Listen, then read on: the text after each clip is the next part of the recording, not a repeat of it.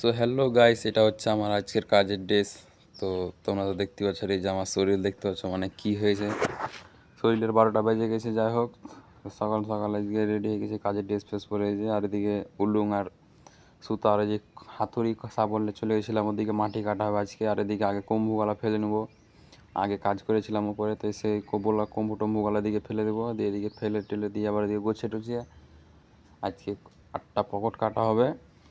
কারণ ওখানে জিসিবি ঢুকবে না, আর অন্য জায়গায় জিসিবিতে কাটবে, ওগুলো অন্য দিন কাটবে। যে দেখতে পাচ্ছ নিচে ফেলে দিয়েছি, ফেলে দেওয়ার পর মানে এদিকে ওরা কাটছিল, আর আমি এসে টেসে যে এখন এলাম। এখন আম্মু কাটবো, আর এদিকে পাইপ ফাটতে দিয়েছে, সেই জন্য এখানে পানি বাড়তে গেছে।